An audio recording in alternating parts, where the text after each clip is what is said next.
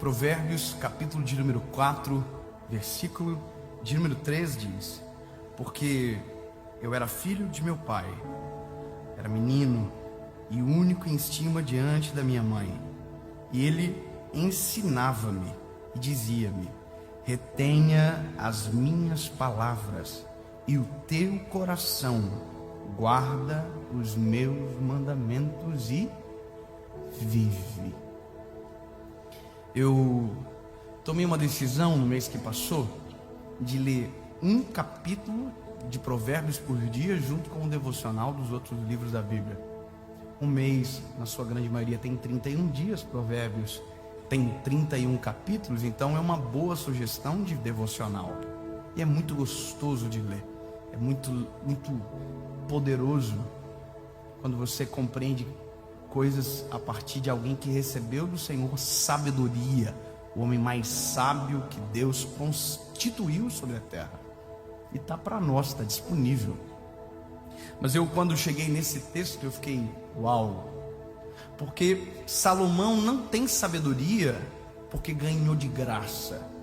Tem sabedoria porque quando teve a oportunidade de escolher o que queria, escolheu sabedoria. Só que quando eu olho para esse texto, eu vejo e entendo o porquê Salomão escolheu sabedoria. Ele não escolheu sabedoria porque achava legal. Ele escolheu sabedoria porque ouviu do seu pai, quando era criança, que sabedoria era uma coisa que um homem precisava buscar. Ou seja, quando Salomão está diante de Deus, naquele monte, após ter oferecido todos os sacrifícios, e Deus o perguntou: o que queres que eu te faça? Me pedes tudo e eu te darei. E ele poderia ter pedido a morte dos inimigos, ele poderia ter pedido a ressurreição do seu pai biológico, que era Urias.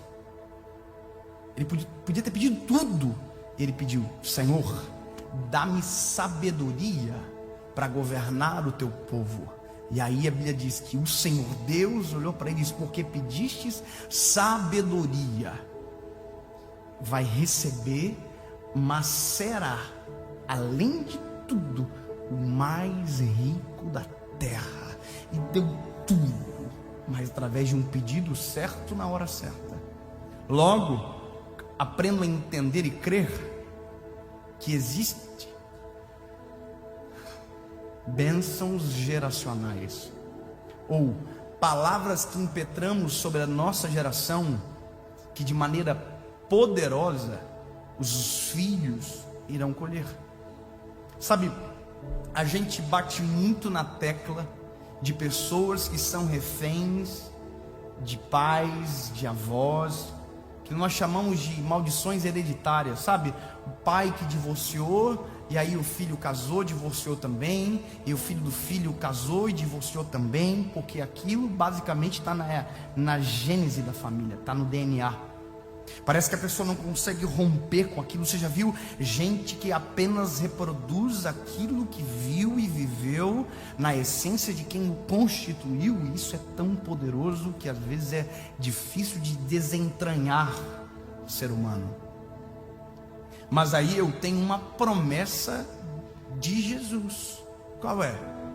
Que em Jesus todas as coisas, olha, todas as coisas são feitas novas.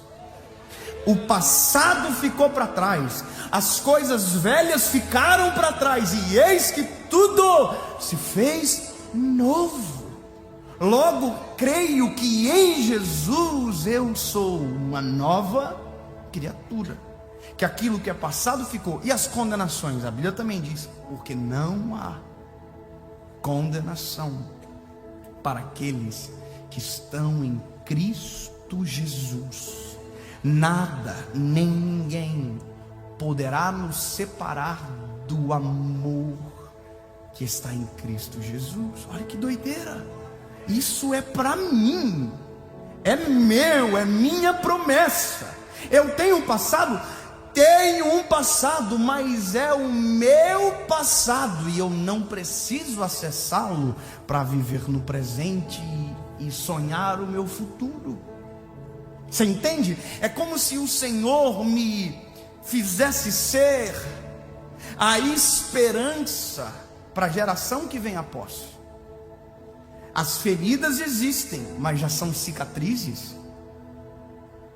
Eu olho para elas, elas estão lá, mas elas já não doem mais. São cicatrizes fechadas. Cada um tem a sua história. Se eu perguntar para você, cada um tem a sua história. Você pode ter a história de um pai que divorciou, você pode ter uma história de abuso, você pode ter uma história de violência doméstica, você pode ter uma história de abandono, mas é a sua história. E você foi manchado por ela. Mas lembra, em Jesus foi apagado e tudo se fez novo. E agora, pastor? E agora? Agora é porque nós temos a possibilidade de fazer na geração que vem após tudo novo. É uma folhinha em branco. Sabe, eu tenho um filho, o segundo nasce agora, o Noah. São folhinhas em branco que Jesus me deu a caneta para escrever. Que doideira, né? Que Jesus me deu a liberdade de constituir. E vou te dizer, hein? É desafiante, porque é muita treta, irmão. Lidar com a personalidade tentando formar o caráter é complicado. Porque lembra, eu tenho a minha história, mas meu filho não precisa dela. Meu filho precisa daquilo que eu tenho depois de Jesus, não do que eu tenho antes de Jesus chegar na minha história, porque tudo se fez novo. Veja, Salomão recebeu de Davi uma instrução poderosa, que ele foi colher lá na frente, quando Davi não estava vendo o resultado. Quando Salomão estava dizendo, eu quero sabedoria, ele estava reproduzindo aquilo que Davi tinha dito quando ele era criança. Ele estava só reproduzindo, mas não era ruim, era maravilhoso. Sabe o que é isso? Eu estou criando o meu filho para daqui a alguns dias ele reproduza as minhas palavras e as minhas decisões. Sabe o que é isso? Meu filho, se fazer como eu fiz, vai casar com uma mulher maravilhosa. Se o meu filho fazer como eu fiz, ele vai se apaixonar por Jesus. E provavelmente, quando pregar a palavra, vai também chorar um pouquinho de vez em quando, porque é poderoso demais. Em nome de Jesus, o meu filho daqui uns dias, antes de sair de casa, vai sentar na palavra e vai ter vida com Deus, porque ele está vendo isso agora. Eu estou deixando ele ver. O meu filho, quando tiver o filho dele, desde o primeiro dia, vai colocar a mão sobre a barriga da esposa e vai dizer, Deus, eu quero que o meu filho seja um homem cheio da tua presença, porque ele vive isso comigo desde o dia que nasceu.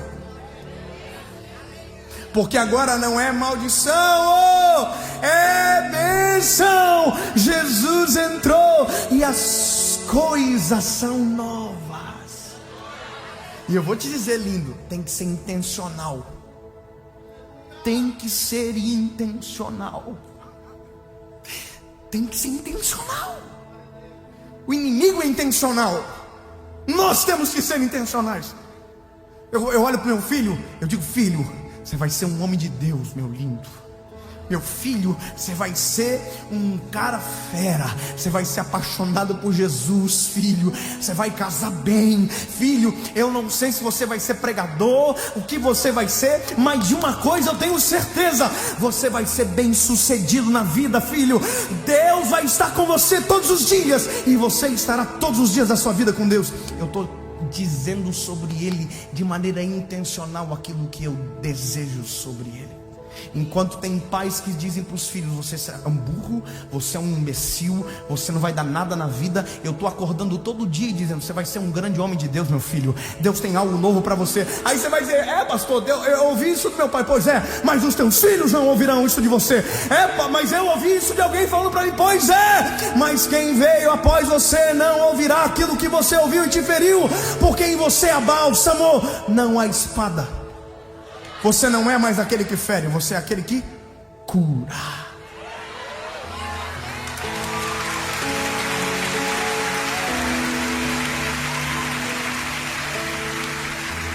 Daqui a alguns dias, alguém vai perguntar para o meu filho: o que você quer ser quando crescer?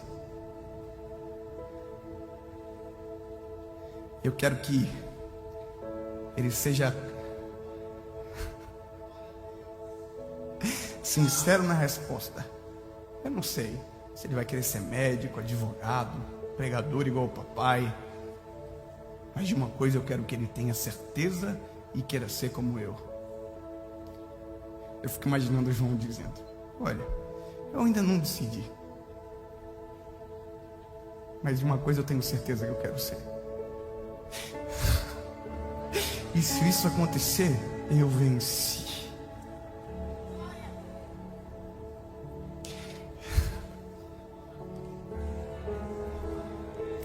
Eu quero amar a Jesus como meu pai ama. Eu quero ter uma esposa como meu pai tem. Quero ser honesto igual meu pai é. Mas isso só vai acontecer se eu conseguir imprimir tudo isso nele agora.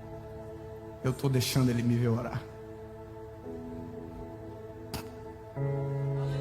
É que é ruim, no sentido de que é pesado falar disso e não emocionar, porque eu sonhei a vida inteira com esse momento de poder gerar no meu filho uma coisa nova.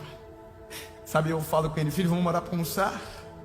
Vamos agradecer a Jesus pelo papá, filho? Meu filho já faz assim, ó.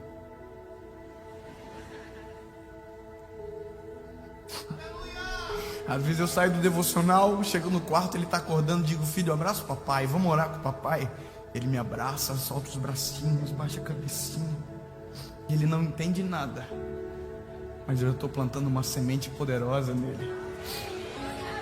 Daqui a alguns dias ele vai estar orando e não vai saber explicar como isso nasceu nele.